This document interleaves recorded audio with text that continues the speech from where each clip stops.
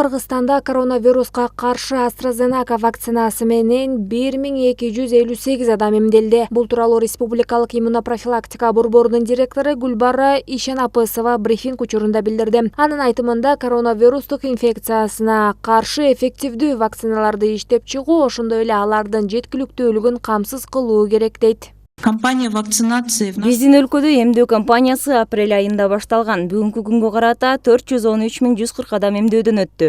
Анын ичинен 114.840 адам биринчи дозасы менен эмделди. Жакында Азербайжандын элчилигине AstraZeneca вакцинасынын 40.000 дозасы келип түштү. Бүгүнкү күндө аталган вакцинаны 1258 киши алды. Бул вакцина жыл башынан бери дүйнө жүзү боюнча колдонулуп келет. Ал өзгөчө кырдаалдар учурунда ДССУнун шашылыш түрдө колдонуу үчүн тизмесине киргизилген. человек.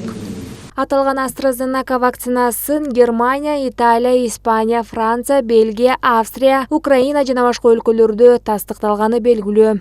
Эске салсак, өлкөгө кара илдетке каршы AstraZeneca вакцинасынын 226.000 дозасынын келиши күтүлүүдө. Брифинг учурунда Гүлбара Ишенапысова эмдөөдөн өтүүдөгү сактык чаралары туурасында кененирээк маалымат берди.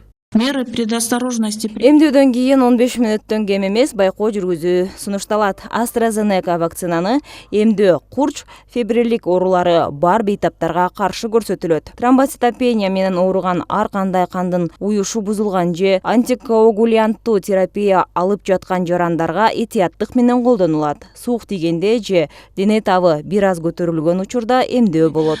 Получают терапию антикоагулянтами.